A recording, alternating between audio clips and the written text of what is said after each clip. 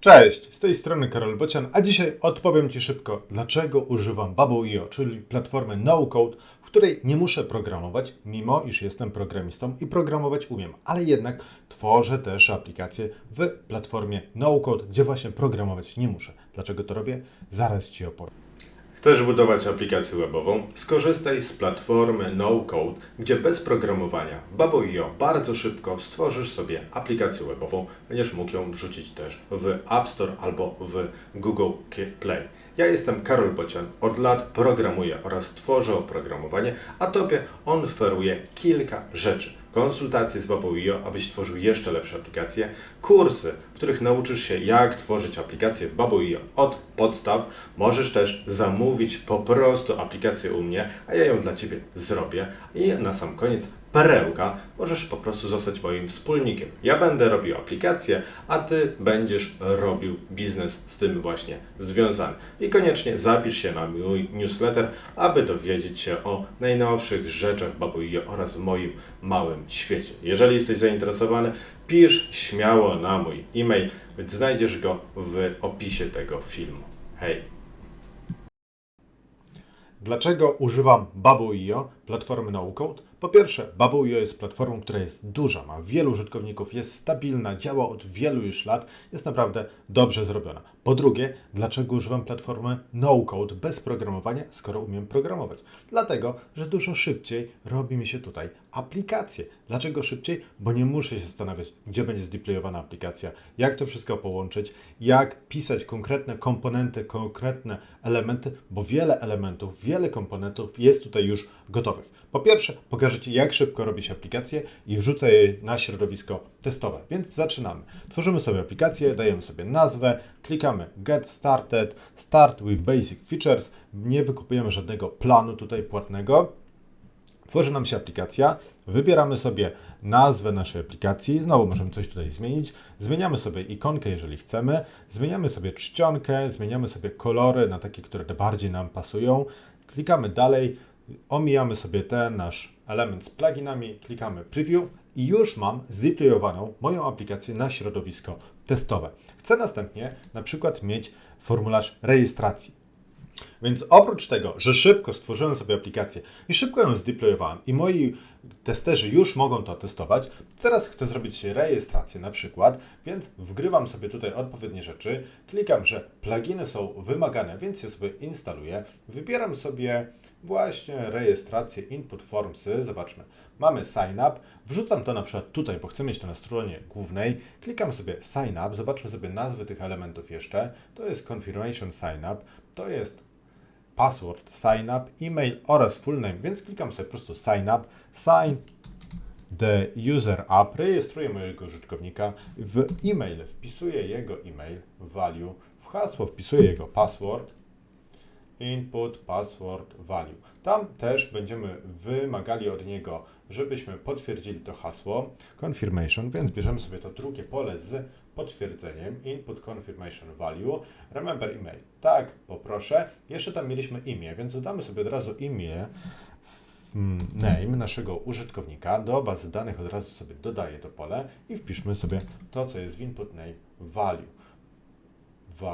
Potem robię sobie reset relevant inputs, OK i to w sumie tyle. Możemy jeszcze wziąć tą naszą grupę z rejestracją, grupa rejestracja, layout i ustawić sobie, że normalnie ona nam się nie wyświetla, nie jest widoczne, ale wyświetla się tylko wtedy, kiedy nasz użytkownik nie jest zalogowany. Nasz użytkownik jest wylogowany, to wtedy wyświetlaj, mój drogi, właśnie tę naszą grupę. Więc kolejny element, dlaczego tego używam, zobaczcie, bardzo szybko, już mam jakiś gotowy element. Wpisujemy sobie Jan, wpisujemy sobie jakiś e-mail. Tutaj nie weryfikujemy im naszego maila, więc możemy wpisać cokolwiek chcemy. Klikamy sobie sign up i zobaczcie, już jestem zarejestrowany. Więc kolejny element jest już zrobiony.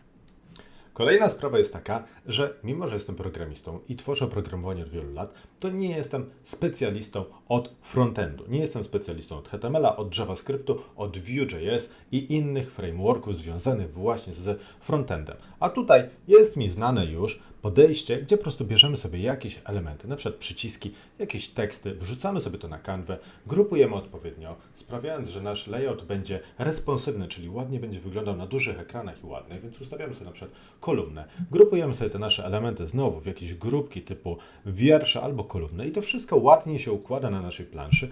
Ja nie muszę w ogóle znać kodu, żeby wiedzieć, jak to ładnie ułożyć i żeby to ładnie ze sobą grało. Więc zobaczcie, mamy już gotowe elementy. Kolejna rzecz, mamy już tutaj jakieś gotowe fragmenty, gotowe kontrolki i tak naprawdę troszeczkę jestem ograniczony przez te kontrolki, a drugiej strony daje mi to możliwość szybszego jednak działania, no bo zastanawiam się, którą wykorzystać. Mam wybór jeden, mogę wybrać jedną, nie wiem, z 50 na przykład kontrolek do czasu, bo tych kontrolek do czasu jest też dużo, bo społeczność bablowców jest na tyle duża, że zrobiło już dużo takich różnych kontrolek, ale jest to jednak ograniczony wybór, więc sobie coś takiego wybieram, wrzucam i w pewien sposób ograniczam moje procesy biznesowe, mój interfejs do tego, co już tu jest. To mi pozwala troszeczkę szybciej też działać, dlatego że nie programuję tego na nowo, od nowa, nie wymyślam całego tutaj flow, tylko część rzeczy już po prostu jestem ograniczony przez to, co tutaj jest. I te wszystkie elementy ze sobą łączą i mam już wiele gotowych właśnie przez to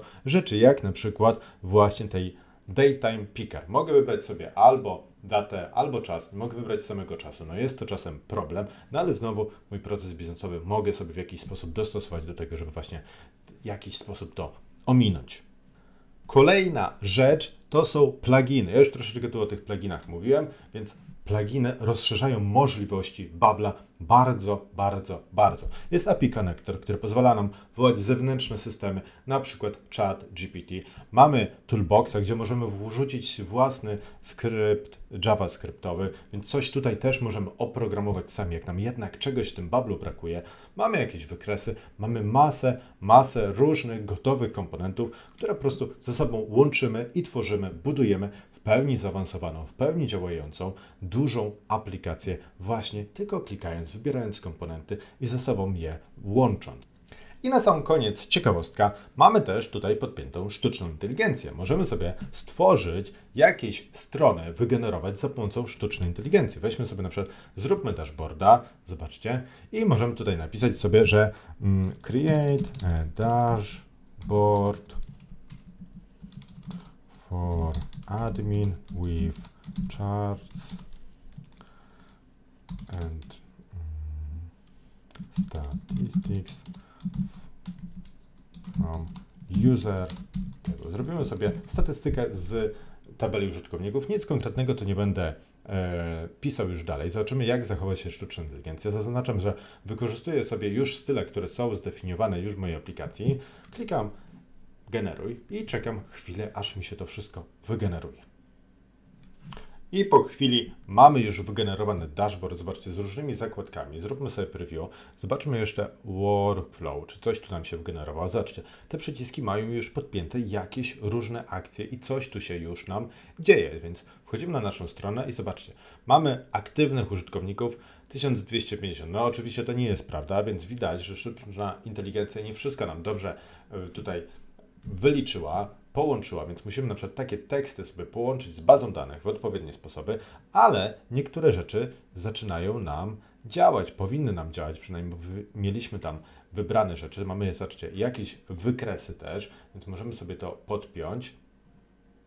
No te przyciski, które tu są podpięte, widać są tylko do mobilek podpięte, więc zobaczmy sobie, mamy takie menu i te przyciski zwijają nam tylko te menu po lewej stronie, więc jeszcze mamy sporo roboty, żeby tutaj zrobić, żeby ten nasz dashboard wyglądał i działał przede wszystkim tak, jakbyśmy chcieli, ale zobaczcie, już mamy jakiś wstęp właśnie za pomocą sztucznej inteligencji wprowadzony.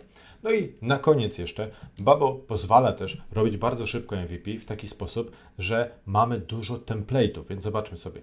Wejdźmy sobie jeszcze raz na stronę Babbla. Mamy gotowe różne aplikacje, szablony tych aplikacji i możemy szybko uruchomić nasz jakiś prosty projekt, po prostu wykorzystując szablon, wchodząc sobie w template'y i wybierając sobie tutaj jakiś szablon, który nas interesuje. Nie wiem, na przykład aplikacja do zarządzania zadaniami, project management.